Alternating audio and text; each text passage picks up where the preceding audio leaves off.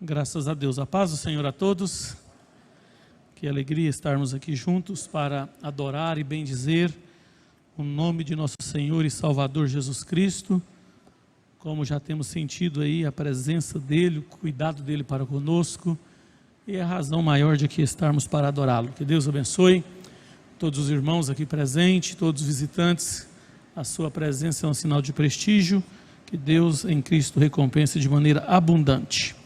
Eu quero convidá-los a abrir as vossas Bíblias no Evangelho de Marcos, capítulo 10, versículos 46 a 52.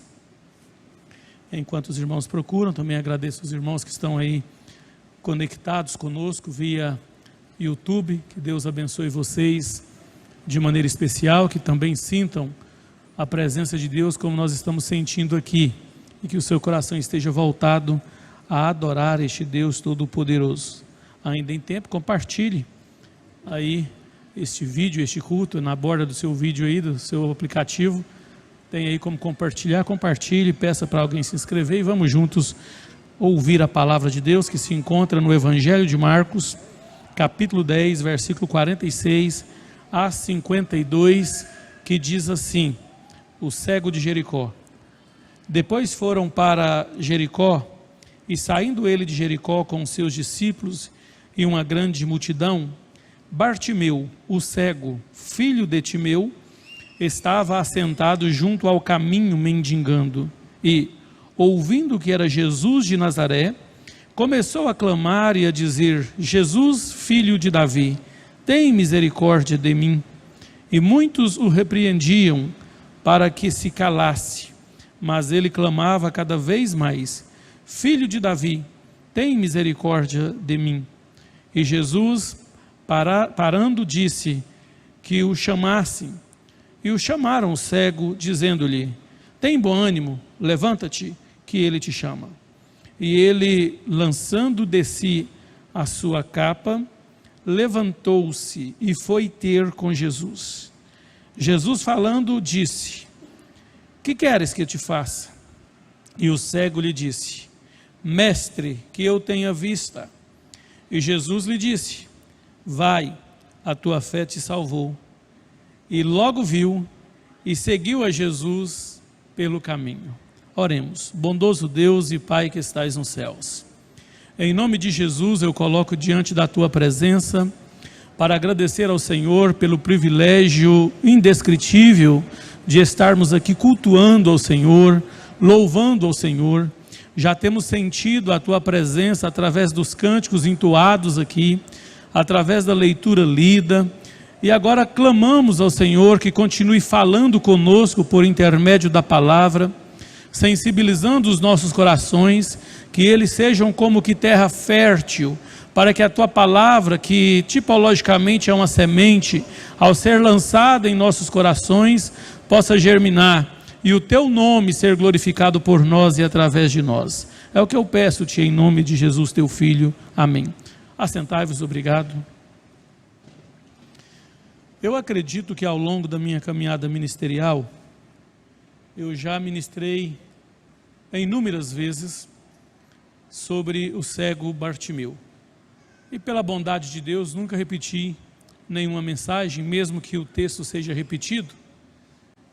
E até porque não houve necessidade de repetir, porque a palavra se renova a cada manhã. Eu estava aqui lendo o texto de referência da mensagem a qual estarei ministrando, e confesso aos irmãos que eu já encontrei mais 2 pregações aqui, quando eu estava lendo novamente este texto. Dado a riqueza, a profundidade que a palavra de Deus possui. E nesta noite, talvez para alguns que já são mais veteranos na fé, ao ler este texto, podem achar que seria mais uma singela mensagem. E se você assim achou, não achou errado, porque o Evangelho é puro e simples, e tem como objetivo alcançar os nossos corações e fazer uma obra indescritível. E voltando ao texto, fazendo aqui um pano de fundo histórico, quando se fala de cego, principalmente naquela época, tanto do Antigo como do Novo Testamento, era algo muito comum Haja vista que, segundo a tradição judaica, muitas crianças ao nascer, durante o parto, que claro que naquela época a maioria esmagadora, né, dos partos era apenas o parto normal, algumas crianças pegavam infecção e ao contrair esta infecção, elas ficavam cegas. E a cegueira era uma enfermidade incurável, principalmente naquela época que não tinha alguns recursos como hoje, como o transplante de córnea e outros tratamentos que podem ser feitos se acudir em tempo. E o que nós observamos é que dentre muitos cegos que haviam em Jericó, Bartimeu, não é que ele foi escolhido, ele se tornou determinado a buscar a sua cura. Tanto é que, se você observar, quando eu li introdutoriamente o texto áureo que estou utilizando para ministrar, diz que Jesus, saindo de Jericó, em meio a uma grande multidão, Bartimeu, o filho de Timeu, começou a clamar por Jesus. Preste atenção nisso aqui para facilitar para você. Bar é uma expressão, esse prefixo que significa no original koiné, filho. Timeu é o pai dele. Como Bar, o filho de Timeu, era cego, ele não tinha nenhuma relevância social por não conseguir gerar riqueza e nem tampouco uma convivência social por ter nascido cego. Então ele nem nome tinha. Falava, olha, aquele deficiente filho de Timeu. Outros adjetivos eram dados a ele. E claro que naquela época a terminologia usada era Bar Timeu, o filho de Timeu. Se fala só Bar, era um filho de qualquer um, mas era o filho de Timeu, Bartimeu. Entre muitos cegos tinha este que nós vamos usar aí como um pseudônimo, que na verdade pois não é o nome original deste indivíduo, porque ele não tinha até então. Ele foi ter com Jesus. Eu aprendo algumas lições com Bartimeu. São várias, eu falaria aqui horas e horas sobre lições que eu aprendo com Bartimeu, nestes versículos que temos aqui, cerca de 8 versículos, que nós poderíamos falar sobre lições que podemos extrair dele. A primeira delas seria a percepção, que é muito natural, a psicologia fala sobre isso, a neurociência. Quando uma pessoa vai perdendo alguma das habilidades dos 5 sentidos, ela desenvolve um mais do que o outro, dado a esta dependência. Então, dentre muitas das percepções que um cego vai desenvolvendo, dentre elas, ele vai ter aí o tato, que vai desenvolvendo. Hoje nós temos aí muitas coisas aí em braille, para que eles possam ler, né? Para que eles possam comunicar, aprender. Eles desenvolvem também a sensibilidade da audição, onde eles escutam mais do que a normalidade, porque eles concentram o sentido na ausência de um e outro sentido que vai ser importante para eles. Isso é algo anatômico, biológico, né? Não é muito segredo para ninguém que já estudou minimamente o ensino fundamental 1. A gente aprende isso lá no ensino fundamental 1. Então nós podemos observar que Bartimeu, ele teve uma percepção, parece algo óbvio, né? Naquela região, quando estava movimentada, alvoroçada, repentinamente ele consegue perceber que aquele movimento não era um movimento comum, era um movimento que alguém estava passando, e logo ele percebeu que era Jesus de Nazaré. Por que o texto, Marcos, ele coloca Jesus de Nazaré? É bom a gente lembrar que o Evangelho de Marcos possui 16 capítulos, é tido na teologia um dos que está inclusos no Evangelho sinótico, e também como o Evangelho do servo. Por que Evangelho do servo? Porque ele apresenta Jesus como servo.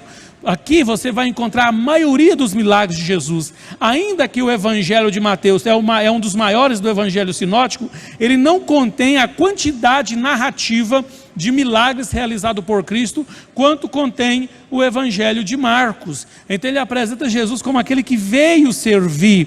E quando o texto fala Jesus de Nazaré, é para lembrar as pessoas que Nazaré era uma cidade que gozava de um preconceito cultural naquela época. Então qualquer pessoa que dissesse eu sou de Nazaré, as pessoas teriam medo. Eu vou fazer uma analogia, talvez indesejada para a maioria de nós, mas seria se nós fôssemos na região nobre de Goiânia e disséssemos que somos da região noroeste.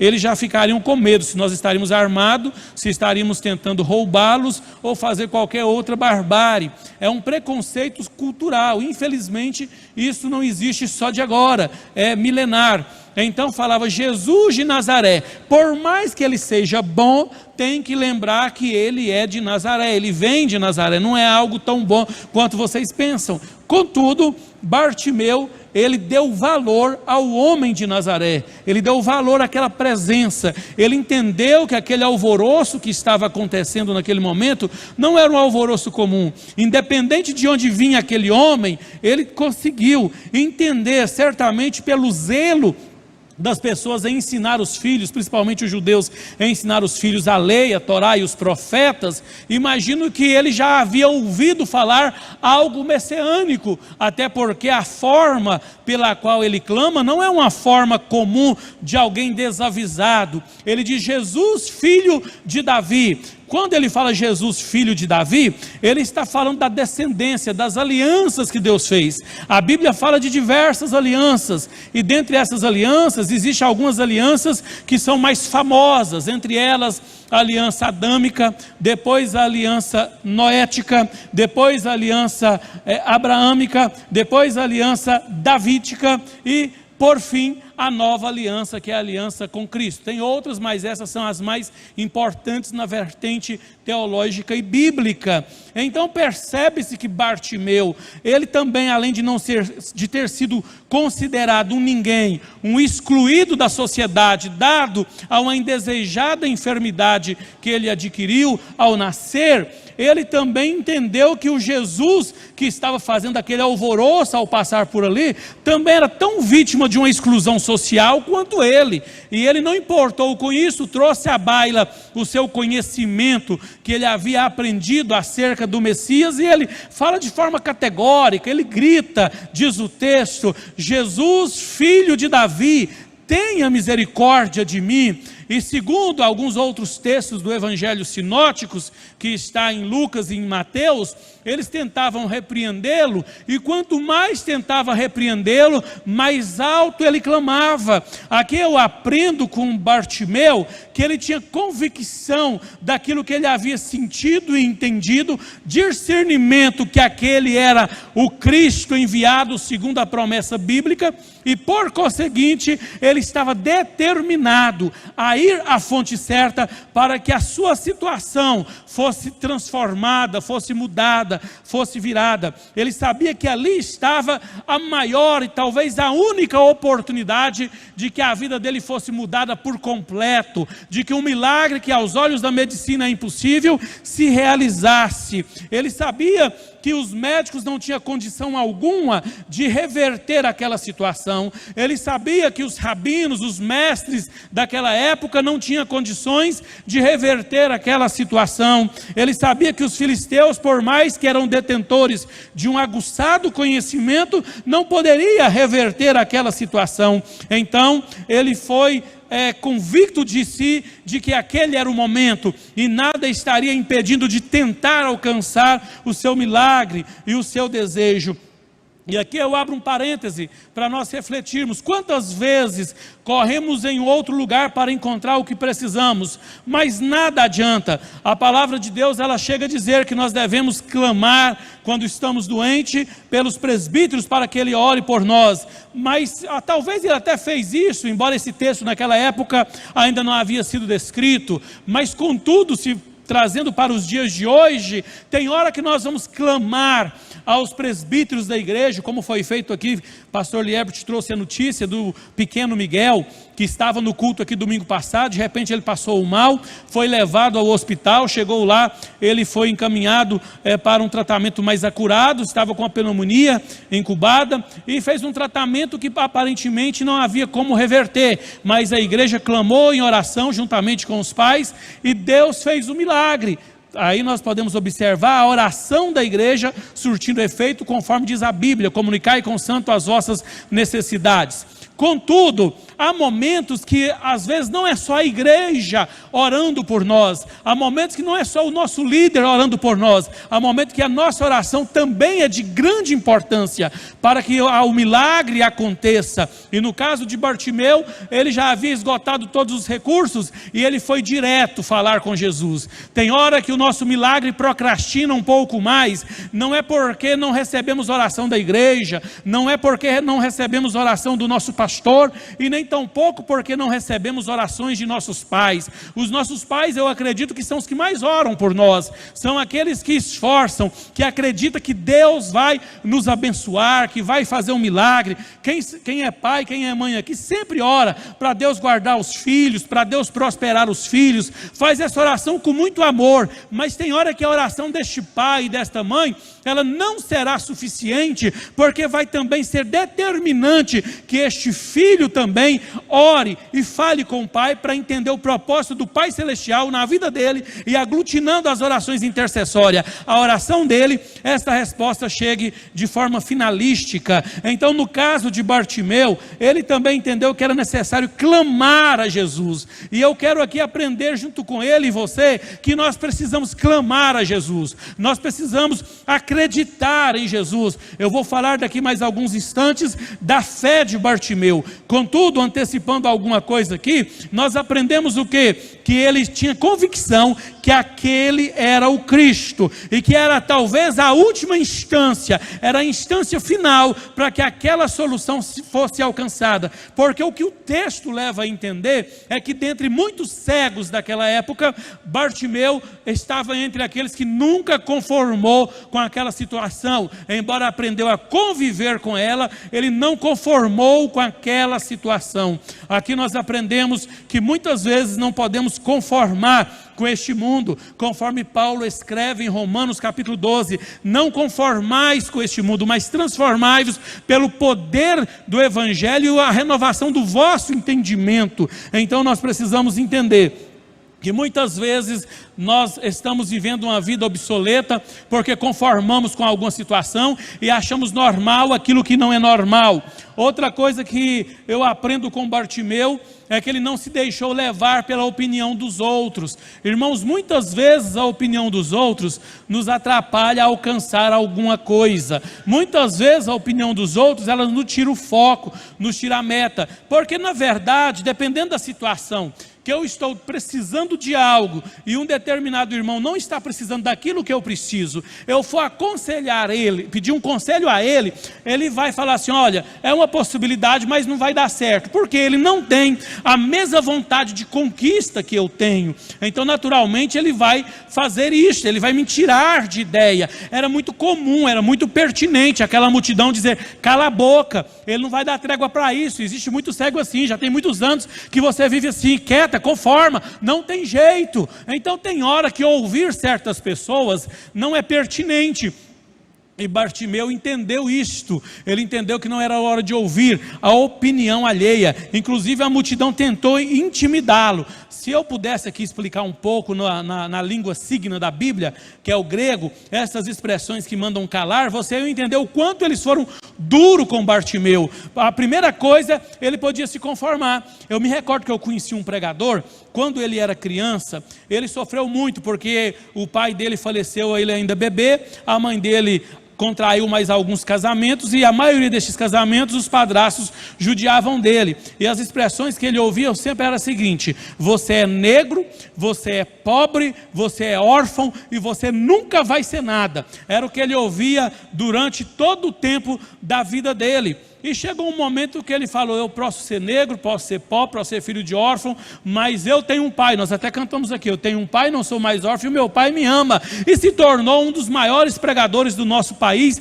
e um homem bem sucedido na esfera social. Por quê? Ele não deu ouvido a essas opiniões que os padrastos dele tentaram colocar na cabeça e na mente dele. Então nós precisamos de entender que uma coisa é o que as pessoas dizem acerca de nós, ou profetizam para a nossa vida, predizem dizem o que seremos, e outra coisa é a nossa convicção do que Deus tem para nós. Eu e você não somos mais um no meio da multidão. No censo, nós estamos aí entre os 220 milhões de brasileiros, ou 7 bilhões e 200 milhões de habitantes da terra. Mas para Deus, diz a Bíblia em Isaías 49, que Ele nos chama pelo nome, Ele conhece cada um de nós. Portanto, é muito importante eu entender que na opinião dos outros, dada a finitude da mente deles, eu sou mais um na multidão, mas no entanto, eu e Deus temos uma relação direta. Eu não sou mais um, eu não sou obra do acaso, eu não sou obra do destino, eu sou o filho de Deus, que nasci para ser abençoado e nasci para abençoar, e aí eu só vou cumprir essa função finalística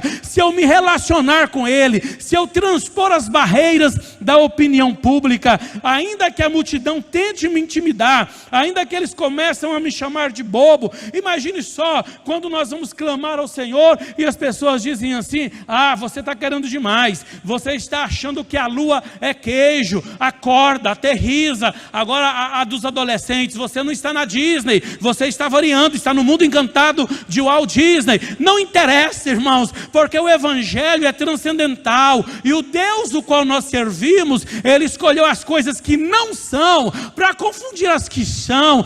Este é o Deus que nós servimos, é o Deus que nós adoramos, é o Deus que escuta o nosso clamor, quando a nossa alma consegue gritar do seu âmago e romper o espaço sideral. A Bíblia diz em Salmos 12, versículo 5, que Ele se levanta do seu trono. Mas quando a nossa alma está gemendo e nós não conseguimos sequer falar, apenas balbuciar como Ana no templo, a Bíblia diz que por causa do gemido do pobre, Ele se levanta, e aquele que está gemendo, carecendo de alguma coisa, ele sabe que ele está amando a Deus, mesmo na sua limitação, na sua carência, na sua fraqueza, ele continua ainda crendo em Deus. A Bíblia diz no Salmos 91, a partir do versículo 12: aquele que me amou encarecidamente, eu pegarei no monte, e o levantarei, e o glorificarei. Este é o Deus que nós servimos,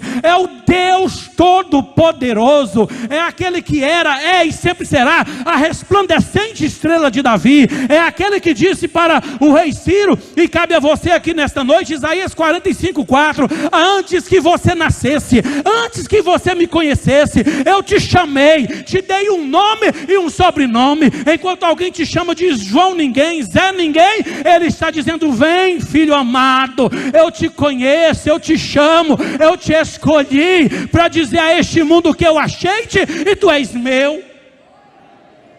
Aqui eu aprendo com Bartimeu que a opinião pública não vai atrapalhar os projetos de Deus na minha vida.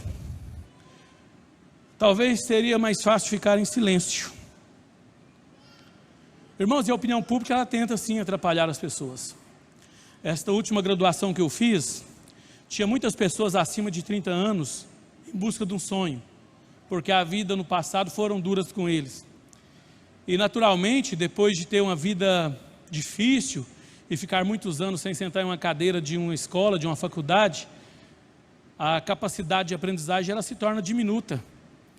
E tinha alguns que, na linguagem goiana, matutos, chegava lá, achava que não era uma faculdade, era uma escola fundamental.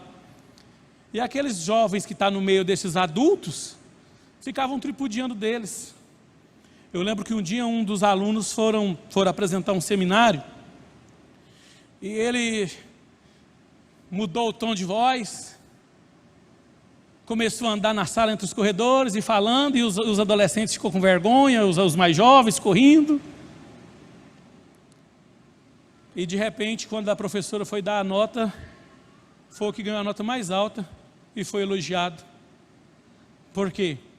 Porque ela fez toda uma leitura do tempo em que ele passou fora da escola e no centro acadêmico, e ele não importar o que os outros pensariam dele, e não chegou igual os adolescentes que estavam vindo já do ensino médio, tremendo igual vara verde, achando que era melhor do que os outros. Ninguém é melhor do que ninguém. Se ele importa com a opinião pública, indubitavelmente ele seria pior do que os adolescentes. Ele diria assim: olha, eu não dou conta. eu não vou fazer. Já vi isso em centro acadêmico. Mas ele não importou com a opinião pública. Porque o importar com a opinião pública é mais fácil você ficar calado. Eu já vi pessoas, quando a gente está dando uma aula na faculdade, um aluno quer levantar a mão para fazer uma pergunta, o outro segura a mão dele, cala a boca. Atrapalha a aula, não? Que dúvida idiota.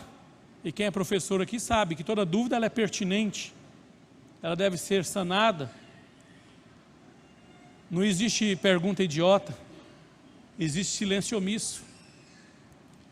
E se Bartimeu preocupa com a opinião pública, ele tinha ficado calado. É mais fácil ficar calado. Mas quantas outras pessoas que certamente estavam entre aquela multidão, pessoas também cegas, perderam a chance do seu milagre por medo da repreensão e da crítica. Das pessoas pessimistas. Você não vai conseguir, não tem jeito. Mas Bartimeu, ele não estava dando ouvido a esta opinião, porque ele estava determinado a ver. Então ele continuou exercendo a sua fé em Cristo. Ele gritou Jesus enquanto ele passava. Ele recusou ser silenciado pela multidão. De repente Jesus diz: chama este rapaz lá para mim. Irmão, isso aqui é lindo. Olha só, 49 de Marcos 10. E Jesus parando, o grito dele parou Jesus. E disse que o chamasse, o cego. Aí as pessoas já mudaram de forma de falar com ele, chegou até ele e disse: tem bom ânimo, o mestre te chama. Mas o versículo 50 é fabuloso.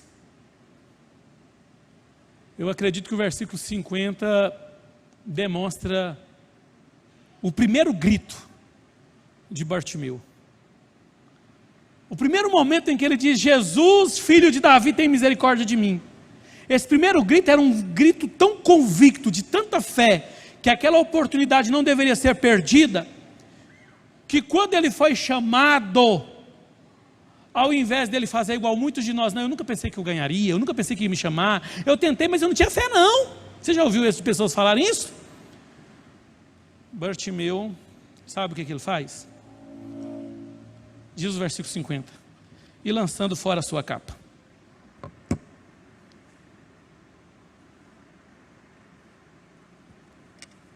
Sabe por que ele tirou a capa? Ele tirou a capa porque a capa, naquela época, de forma análoga, era o INSS. Ele era aposentado.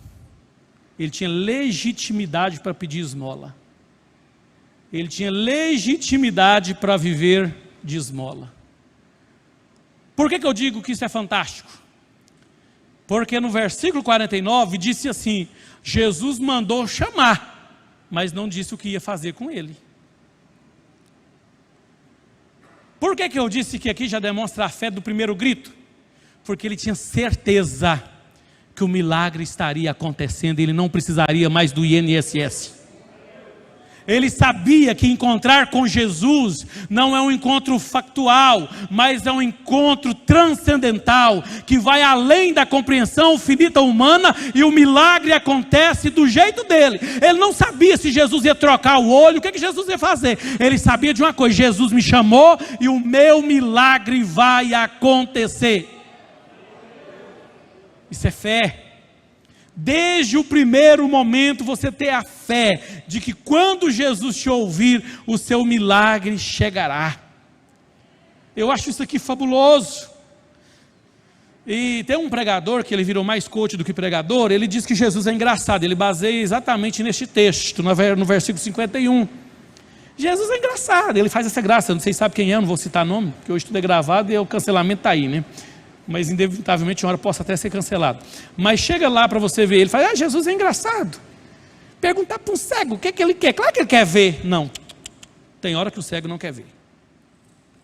Conheço paralíticos que não querem andar porque preferem continuar sendo pensionistas. E aqui eu aprendo também que Jesus, Ele quer, ainda que Ele conheça as nossas necessidades, que nós cumpramos com o Salmo 55, 22. Lança o teu anseio sobre o Senhor e Ele te susterá. Não permitirá que o justo seja grandemente abalado. Jesus quer intimidade, quer detalhe. Jesus já começou uma relação com Ele ali. Jesus falou assim: rapaz, o que você quer que eu te faça? Talvez alguém impetuoso, de forma intempestiva, disse assim: claro que Ele quer que o Senhor cura ele da cegueira. A Bíblia não diz isso. Eu estou fazendo aqui uma conjuntura teológica. Se isso tivesse acontecido, Jesus dizia: eu não estou falando com você, é com Ele, eu quero ouvir dele. Não é o que você quer que eu faça para Ele, é o que Ele quer que eu faça para Ele. A relação aqui não é de intercessão, é uma relação direta agora, é eu e Ele.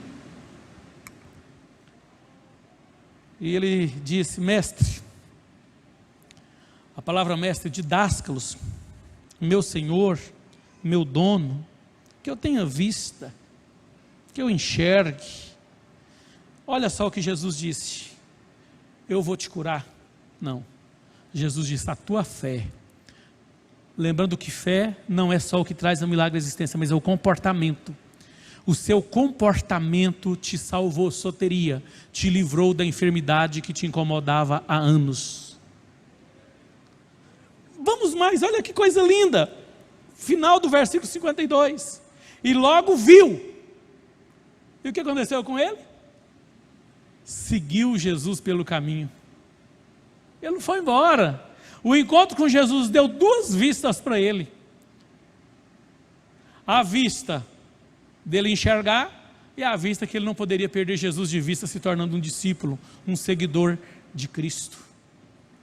E hoje muitas pessoas querem um milagre, recebem um milagre e vão embora. Principalmente quando o milagre é na esfera pecuniária, financeira.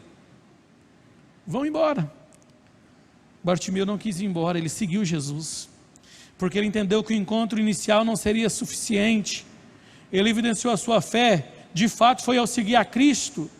Jesus não se contenta apenas em ser um conselheiro da crise, Ele quer que nós sejamos companheiros dele em qualquer momento ao longo da nossa caminhada. Então nós precisamos aprender com Bartimeu muitas lições que a palavra nos traz à luz, porque nos tempos de crises, nós muitas vezes ficamos tão envolvidos com elas que não temos sentido a presença de Cristo, não temos relacionado com Cristo. E nesta noite a palavra do Senhor vem aos nossos corações, em um texto tão singelo como este, mas trazendo a nós a percepção de que nós não podemos dar ouvido aos opositores, de que nós não podemos desistir do nosso ideal e do nosso propósito. Eu não sei qual é o teu propósito, eu não sei qual é o teu ideal, se é na esfera financeira, se é na cura, se é na esfera afetiva, sentimental. Alguns podem dizer não tem jeito, não tem mais recurso, não tem como, mas se você clamar ao Senhor e buscá-lo com fé, o seu milagre acontecerá. Deus há de realizar as bênçãos dele na nossa vida por meio da nossa fé. Agora, na maioria das vezes o milagre não tem chegado, porque na primeira adversidade, na primeira opinião contrária, nós desistimos do nosso foco, nós desistimos do nosso objetivo. Mas nesta noite a palavra de Deus, ela é contundente ao dizer a cada um de nós aqui presentes que precisamos clamar ao Senhor, que precisamos invocar ao Senhor. Eu vejo o clamor de Bartimeu não só como um clamor de súplica, de petições, mas como um clamor de adoração, porque quando ele diz filho de Davi, olha só, ele está dizendo que ele era o Messias, o filho de Davi, tenha misericórdia de mim. Ele está reconhecendo a grandeza sempiterna de Cristo. Então, quando nós estamos aqui esperando o nosso milagre acontecer e ele não vem, vamos clamando e adorando, vamos clamando e glorificando. A Bíblia diz que quando a igreja se reúne, uns têm salmos, outro tem hino, outro tem profecia, outro tem língua estranha, outro tem interpretação, e tudo edifica a igreja e dignifica o Pai. Então você está aqui nesta noite para dignificar a Deus. Nós estamos aqui para adorar a Deus pelo que Ele é e não somente pelo que Ele faz. Contudo, a Bíblia diz que Ele habita entre os louvores. À medida que nós o adoramos, o louvor é evidenciado. À medida que o louvor é evidenciado, a presença dEle é mais próxima. E quando a presença dEle está entre nós, o milagre acontece. Deus não despede a multidão de mão vazia. Quem encontra com Jesus, encontra com o sobrenatural, encontra com o transcendental, e Ele está aqui hoje para mudar a tua história, para mudar a tua vida. Talvez você pode dizer assim: olha, não tem mais jeito, a medicina desenganou meu filho, meu cônjuge, a minha vida, mas a última palavra vem de Deus. Talvez alguém vai dizer assim: o seu casamento acabou, não adiantou você lutar, o inimigo prevaleceu. Deixe-me dizer, a Bíblia diz no livro do patriarca Jó: a árvore, ainda que ela seja cortada e lançada no fogo, ela não cessa os seus renovos. O Senhor pode renovar a tua aliança, o Senhor pode renovar a tua fé. Deus é um Deus de milagre, Deus é um Deus de restauração, e se você quer encontrar com Ele hoje, tira a capa e depende dEle, porque com o encontro que você tem com Ele, não será mais necessário a capa, porque além de você receber o seu milagre, você vai andar com Ele, e quem anda com Ele, a alma satisfaz. Que nós possamos guardar em nosso coração essa mensagem, que nós possamos entender que a nossa vida, embora ela faz muitas indagações, muitas vezes ela busca tatear algumas respostas, a melhor resposta que nós temos é a presença imanente de Cristo em nossa vida. Bartimeu usou o que ele tinha para conquistar o que ele não tinha. Ele não tinha visão física, mas ele tinha audição, ele tinha boca, e ele tinha pés. Ele ouvia sobre Jesus, clamou Jesus, foi até Jesus. Vamos tocar em Jesus pela fé? Eu sempre caço uma polêmica teológica na história narrativa bíblica da mulher do fluxo de sangue. No momento em que ela tocou em Jesus, ela foi curada. Não, ela foi curada no momento em que ela creu em Jesus. Ela não foi curada porque ela tocou, está lá na Bíblia, ela tocou, saiu virtude, tudo bem. Mas no original não é isso, ela tocou porque ela reconheceu Jesus como a palavra viva. Quando nós reconhecemos a palavra viva, ela produz resultado. Às vezes nós queremos crer em Jesus apenas na logia. Na logia é uma palavra que também vem do latim, na expressão verbal. Mas nós temos que crer em Jesus. Eu me recordo que uma vez eu tinha por volta de 16 anos, então isso faz muito tempo. Eu ministrei a palavra em um culto na igreja onde eu congregava, num culto de domingo à noite. Segunda-feira eu estava indo à escola, fazia o ensino médio. E quando eu estava indo à escola, uma vizinha também estava indo ao serviço, e ela foi comigo até ela ir para o ponto de ônibus, eu viraria para rumo à escola. Ela me disse assim: ontem eu vi você pregando na igreja, eu estava visitando, você me viu? Eu falei: não, tinha muita gente, eu não vi. E naturalmente na época eu estava iniciando o meu ministério, eu ficava mais tenso na pregação do que hoje, né? Hoje praticamente não fico. Aí eu não a vi, mas fico feliz de você ter nos visitado. Aí ela me disse assim: olha, eu vou voltar mais vezes. Se puder, o dia que você for ministrar novamente, me avise, porque eu já tenho 56 anos, vou à igreja de vez em quando, mas eu nunca vi ninguém falar como você fala. Eu não entendi, fiquei curioso, né? Como que eu falo? Eu achei que era rápido, irmãos, porque eu falava muito mais rápido que hoje. Aí ela disse: não, você fala como que Deus e Jesus estivessem contigo e realmente eles fossem existentes de forma tão próxima. E eu disse: não, eu falo o que é, ele existe e está próximo de mim, como você me viu falar. Porque nós temos que acreditar, ainda que todos dizem que não, nós temos que acreditar que Deus existe, que Ele é Senhor e Salvador de todos os homens, especialmente dos fiéis. Jesus não é um conto de fábula, Jesus não é um personagem mau e também um personagem tão bonzinho. Ele é amor, e um amor coerente. Ele é amor, que aceita qualquer pecador, como eu disse hoje na escola bíblica dominical. Mas Ele quer que este pecador seja transformado e regenerado pelo poder do sangue dele vertido na cruz do Calvário. Ele aceita o pecador como ele está, mas recusa aceitar ele permanecer do mesmo jeito. Porque a vida cristã é uma crescente, e nós vamos nos tornar cristãos, réplicas de Cristo. Eu quero aqui caminhar para o silogismo dizendo que nós devemos fazer como Bartimeu, para sermos abençoados. Nós devemos ir direto na fonte, que é Cristo, deixar as opiniões alheias de lado, exercitar a fé, seguir a Jesus e, por fim, difundir o Evangelho. Que a palavra de Cristo nessa noite, ela possa alcançar guarida em nossos corações. Que todos nós que estamos aqui presentes, possamos fazer uma análise do que nós precisamos. Se eu perguntasse aqui nesta noite, qual é a sua necessidade? O que é que você precisa? Sem dúvida alguma você tem muito a dizer. Se aqui tivermos pessoas que estão imunes no momento, a enfermidades, a problemas financeiros e a problemas afetivos, amém. Mas tem uma necessidade de adorar a Deus. Se nós temos aqui pessoas que têm uma enfermidade própria ou de um ente querido, dificuldade financeira da mesma forma, eu quero dizer para você o seguinte: Jesus está aqui.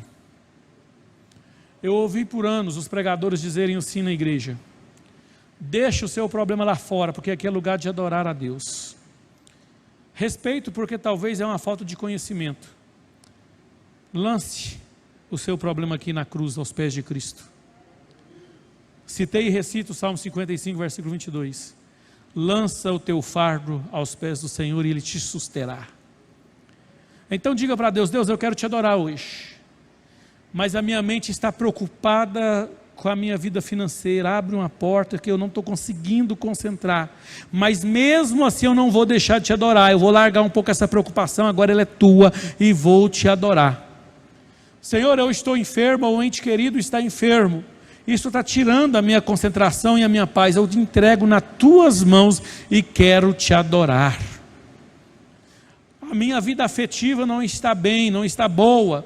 Eu sei que depende de mim, depende do meu cônjuge, depende do meu pai, da minha mãe, dos meus amigos, depende de alguém que eu estou com problema na área afetiva. Eu quero que o Senhor trabalhe na minha vida e restaura a minha vida, porque muitas vezes o problema interpessoal não é um reflexo do outro, é um reflexo da intrapessoalidade, é um reflexo meu mesmo, é a má resolução minha. Às vezes a minha má resolução, ela está repleta de empáfia. Então nós precisamos, em nome de Jesus, nos lançar na presença dEle, para que a bênção dEle aconteça. Não é do meu jeito, não é do seu jeito, é do jeito dEle. Muitas vezes nós queremos criar um protótipo pelo qual Jesus deve realizar um milagre na nossa vida, em qualquer área que seja, mas é do jeito dEle, é da forma dEle. Tem hora que Ele espera a coisa piorar muito. Lembra de Lázaro? Jesus foi noticiado que Lázaro estava próximo a morrer. A impressão que tem é que Jesus não estava nem aí. Jesus esperou Lázaro piorar, morrer, ser sepultado e passar o estágio de 4 dias para legitimar de fato uma morte irreversível. Porque na tradição judaica, até 4 dias de morto, até 3 dias de morto, ele poderia ressuscitar, poderia ser, eu esqueci o nome da enfermidade, tem uma enfermidade que a pessoa fica como morto, porque perde os sinais vitais, esqueci agora o nome dela. Mas eles acreditavam nisso. Presta atenção, quando Jesus chega, João capítulo 11, o que a mulher fala? Se o Senhor tivesse aqui, meu irmão não teria morrido. O que você aprende aqui? Ela tinha fé em Jesus. Se o Senhor tivesse aqui, o tanto que o Senhor ama Lázaro, o tanto que Ele te ama, ele não teria morrido. Uma fé do jeito dela e fora de tempo. Uma fé do momento, não, a circunstância está favorável, faz um milagre. Aí Jesus fala assim: não tem mais, Ele vai ressuscitar. Jesus é a expressão koiné grega, dizendo ele vai ressuscitar daqui a pouco, em outras palavras. Ela achou que Jesus estava meio variando, ou falou errado, trocou a palavra e falou, não, eu sei que ele vai ressuscitar, corrigiu Jesus ainda. Ele vai ressuscitar no último dia da ressurreição do justo. Fé futura. E Jesus falava de uma fé presente, para agora, não era fé passada e nem fé futura, era fé para agora. Jesus vai até o cemitério e fala, remover a pedra, isso vocês podem fazer. Alguns pregadores empolgam, não os critico, dizem que Jesus gritou, Lázaro, aí eu prefiro falar que Jesus não gritou, porque quando a pessoa fala Lázaro, que ele gritou Lázaro, a primeira coisa tem sentido, ele falou o nome de Lázaro, porque senão todo defunto levantaria, porque Jesus tinha autoridade, tem sentido. Agora o grito eu não gosto muito, porque quem tem autoridade não precisa gritar. Aí Jesus fala assim, Lázaro, sai para fora. Lázaro tentou sair para fora, mas estava envolto. Ele falou, desatai-o. Tira as vendas que está no corpo dele.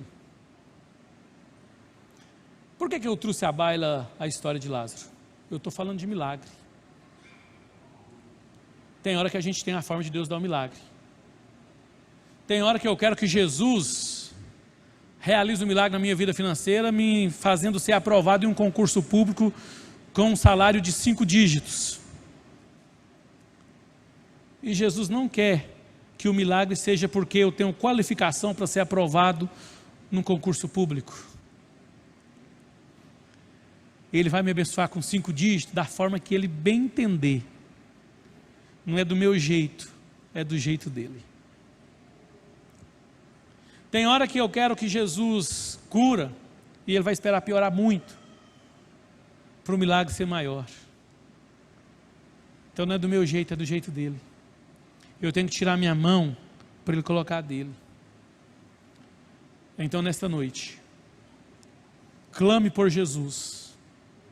Vai até Jesus, não se importando com a opinião pública. Mesmo que você não saiba como que o milagre vai acontecer, mas ele precisa do milagre. Bartimeu não disse assim, Jesus, eu quero ver, tem jeito de você trocar meus olhos, e já que o Senhor vai trocá-los, eu quero uns olhos azuis, né, Fernando? Uns olhos azuis, ou uns olhos verdes, castanhos. Ele falou, eu quero ver. Se o Senhor vai trocar o meu globo ocular, ou se o Senhor vai restaurar ele, eu não sei, eu só sei que eu quero ver. Eu não sei se Jesus vai me aprovar no concurso público, eu só sei que eu quero ter uma vida mais tranquila financeiramente, e ele vai me dar se eu for fiel a ele. Eu não sei se Jesus vai curar a minha enfermidade, eu só sei que eu quero viver sem dor. Ainda que essa enfermidade confunda a medicina, eu quero viver o meu milagre. É isto que nós precisamos entender. Deus vai trabalhar na minha vida e na sua vida para que possamos viver no centro da sua vontade. Coloque-se em pé, por bondade. Vou parar por aqui. Essa mensagem ela é muito grande, eu vou parar por aqui, se eu entrar eu vou passar da hora. Que Deus, em sua infinita bondade e misericórdia, Ele possa ouvir o nosso clamor. Eu não quero aqui levar ninguém a uma emoção, não que emoções sejam erradas, é até bom. Adrenalina é até bom. Mas eu quero aqui, de forma racional, sóbria, fazer aquilo que Jesus tem colocado ao meu coração. Só que o que eu estarei falando neste momento não depende de mim, de Jesus não depende no primeiro momento, porque do Bartimeu ser curado, primeiro não dependia de Jesus, dependia da vontade dele, do desejo dele, da fé dele. Depois que ele entendeu que ele dependia de Jesus, Jesus falou, já que você depende de mim, reconhece isso, e veja que você tem todos os requisitos para receber essa bênção que você busca, eu concedo. Então, estamos vivendo dias difíceis, dias indesejados, muitas pessoas enfermas, com gripe, com pneumonia, com Covid, com outras enfermidades mais, problemas financeiros, problemas sentimentais, emocionais, problemas de diversas ordens. Eu não sei qual que é a sua dor, eu não sei qual é o seu problema, mas eu sei quem é o Senhor da igreja. E se você é a igreja, Ele é seu Senhor. E eu quero dar a você nesta oportunidade, neste momento, que você possa clamar aí para Jesus. Você vai fazer 2 pedidos hoje. O primeiro é o clamor, clamar a Ele. E o segundo é dizer para Ele o que é que você quer. Lembrando que o clamor, ele é imbuído de adoração, de reconhecimento da grandeza de Cristo. Jesus, filho de Davi, eu te reconheço como prometido do Pai. E ao ser chamado por Ele, que Ele está te chamando hoje, o que você quer que eu te faça? Conta para Ele a sua dor, rasga a intimidade do seu coração, a sua vontade. Eu lembro que, quando começou a pandemia, nós alargamos as nossas assistências sociais na igreja e doamos muitas cestas básicas. E veio uma pessoa buscar uma cesta básica para uma pessoa, para um familiar, para um amigo, não me recordo ao certo. E aquela pessoa pegou a cesta básica, colocou no porta-mala do carro. Eu olhei para aquela pessoa, ele colocou a cesta básica, ele olhou para mim, falou, vou levar lá para o meu amigo. O Espírito Santo falou, dá uma cesta para ele. Eu não tenho muita dificuldade com isso. Se ele achar ruim, problema dele, eu vou falar o que Deus me mandou. Por que seria difícil, presbítero Judas, eu oferecer essa cesta básica para ele? Eu vou explicar. Porque ele veio buscar uma cesta para um amigo dele com um Corolla. Corolla é um carro bom, para mim é um dos melhores carros que existe, né? Eu poderia dizer, não, Deus, ele tem um Corolla. Tem hora que você tem Corolla, mas não tem comida. E ele vendeu o Corolla, não era uma solução para o momento, ele precisa dele para trabalhar, para cuidar da família dele. E eu falei, eu vou perguntar. Eu conheço a voz do meu Deus. Eu falei, na hora que ele entrou, eu bati e falei, por favor, senti que vocês levassem uma cesta para vocês, essas crianças aí precisam de alimento. Ele chorou e me disse, eu fiquei com vontade de pedir, mas não tive coragem, achei que o senhor não daria, por causa do meu carro. Deixa eu dizer uma coisa para você. Eu não sei o que você vai pedir para Jesus aqui agora. Talvez você vai dizer, Jesus, eu não tenho condição de te pedir porque eu tenho um carro. Tem gente pior do que eu tenho saúde. Talvez esse exemplo meu seja frívolo e impertinente. Eu vou apertar o exemplo. Jesus, eu não vou te pedir porque eu sou pecador. Aí Jesus está dizendo, filhinhos, não pequeis, mas se pecardes, há um advogado perante o Pai. E o sangue de Jesus purifica de todo o pecado. E tudo que pedirdes, crendo, com fé, recebereis. Deixa eu dizer uma coisa, Deus ainda faz milagre. Deus ainda faz aquilo que o homem não pode fazer, que a medicina não pode fazer. E Ele disse ao meu coração que Ele vai fazer hoje. O presidente diz que a economia não vai ser tão ruim esse ano. Os críticos dizem que vai ser um pouco pior. Para mim os dois estão errados. A economia do Brasil vai ser o que eles bem entender, mas a minha economia está na mão de Deus. Porque eu estou na contramão do mundo.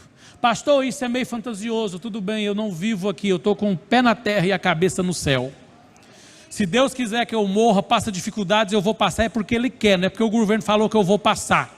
Se Deus quiser que eu fique rico, eu vou ficar, não é porque o governo diz que está em crise não, porque a crise é um terreno fértil para o milagre de Deus. Eu estou pouco preocupado, eu estou só orando por eles, para eles entenderem o propósito, chamado e vocacional deles, conforme Paulo orienta em Coríntios, em Romanos capítulo 15. Mas o meu propósito, a minha vida, a palavra final na minha vida, não é da medicina, não me tenha por ignorante, eu sou muito graduado para ser ignorante, eu não sou ignorante, mas além do meu conhecimento, eu prefiro a fé. A última palavra na minha vida não não vem da medicina, não vem da economia, não vem da justiça. A última palavra na minha vida sempre foi e sempre será do Deus Todo-Poderoso. Ou eu creio em Deus, eu largo de mão. E eu sei que o meu Deus faz. Então, se você está ouvindo dizer, olha, sempre foi assim, primeiro trimestre de todo ano é crise total, Deus vai fazer o seu primeiro trimestre ser os últimos meses do ano. A medicina disse isso, eu não quero saber da medicina, eu tenho um médico dos médicos, o Senhor dos senhores, e Ele é Senhor da minha vida. É a vontade dEle. Na vontade humana eu tinha parado essa obra 2 anos atrás e nós estávamos no chão grosso aqui. Mas é a vontade de Deus. Eu pensei, ouvindo opinião alheia, quase que eu parei. Aí Deus mandou alguém ligar para mim lá do Caixa Prego, sei lá de onde, e falou assim, ó, não para. Então é o Senhor que está falando. Se o Senhor falou, não para, eu não vou parar. E Deus está dizendo para você hoje, não para. Não desista. Vou te dar 30 segundos. Pode subir aqui, equipe de louvor, por gentileza, para você clamar a Deus e colocar o seu milagre. Pastor, mas é impossível demais. Lá quer saber, o meu Deus, Ele faz o impossível com o impossível. É tautológico, mas é isso mesmo. Ele faz o impossível com o impossível, porque Ele é Deus. Ele é Deus. Oh, aleluia. The hellfire one the gara shall rebel and the ass when the for. Na rein wir wo one the flas we the kelve sharamahai the kelvenai. Fala com ele aí, clama a ele. Qual que é a sua necessidade? É financeira? Pode pedir, mas seja fiel, porque essa ela requer fidelidade. É na área da saúde? Pede também a ele. É na área afetiva? Peça a ele, ele vai fazer. Mas é do jeito dele, é do modo dele. Aleluia. Enquanto você tem esse tempinho aí para falar com Jesus, a equipe de louvor vai estar louvando e eu volto para fazer oração. E se alguém quer reconciliar ou aceitar Jesus, é só vir aqui à frente que eu oro para você no final do culto.